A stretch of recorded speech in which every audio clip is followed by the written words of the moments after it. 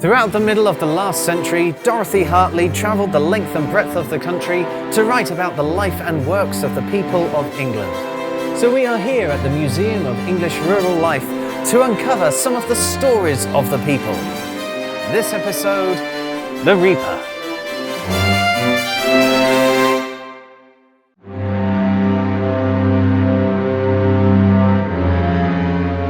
In the small market town of Wisbech, right at the tip of Cambridgeshire where the fens bleed into Norfolk, you will find a Friends Meeting House, or a Quaker house, with a little cemetery attached. And in that cemetery is a tombstone inscribed with the initials J.S.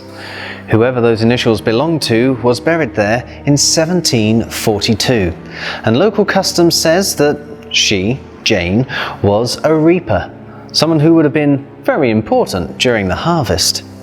So she was just an ordinary folk, like you and me, with a humble profession. Or was she?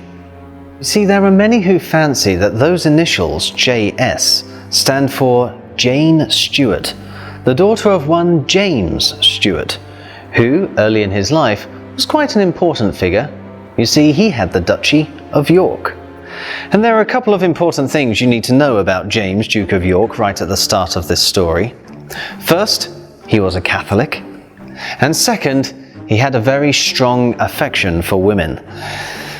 And when those two matters were put together, James, Duke of York, ended up with rather a large number of daughters. Early in his life, James had to exile to France. And while he was there, he made acquaintance with a fair few women who left him with a fair few daughters. And this gave James the chance to see that the issue of religion could be quite divisive within one's family.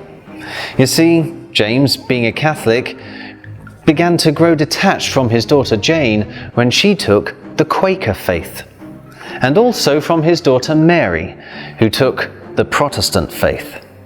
In fact, Mary took her Protestant faith so seriously that she found it easy to fall in love and marry a Protestant prince. His name was William.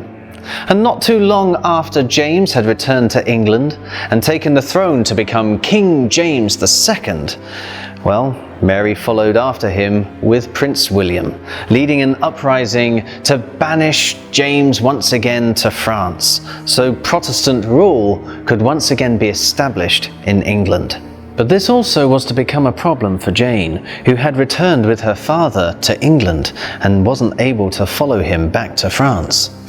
You see, Quakers were also persecuted quite harshly by the Protestants of the late 17th century as well. And so Jane found herself confined to prison by none other than her own sister Mary. It's here though that her story took a markedly happier note, because there, in prison, she met a man who grew quite fond of her, and she fond of him. And after their love blossomed, they agreed that the moment their terms were over, they would wed, and set off for the northern counties to start a life of peace and humility. And so when it came time for their terms to end, they did indeed get married.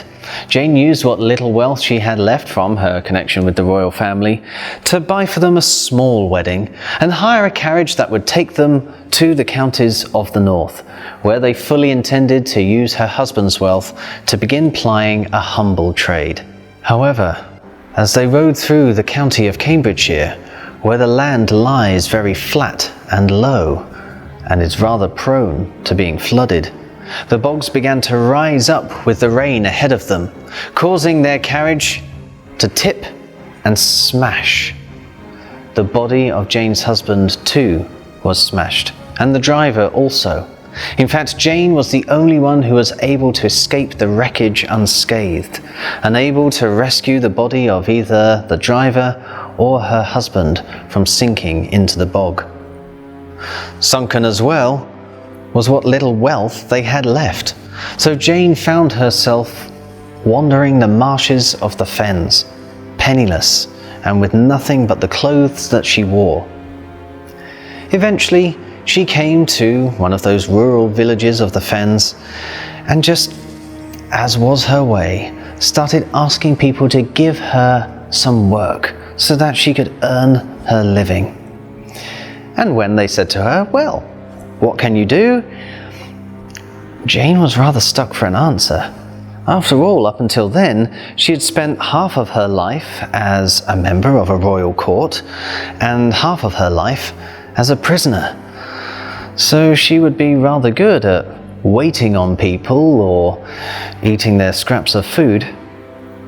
The only option left to her was to say to them, "What have you for me?"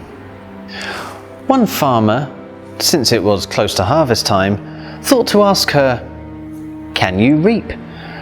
And Jane replied, "I won't know until I try." Well, that kind farmer gave her a chance. He took her back to his farm, put a sickle in her hands, and gave her just a few moments of instruction with the first of his fields of corn. And after cutting for an hour, 2 hours, Jane was doing so without supervision. By the end of that day, it was very clear that she was quite a keen reaper.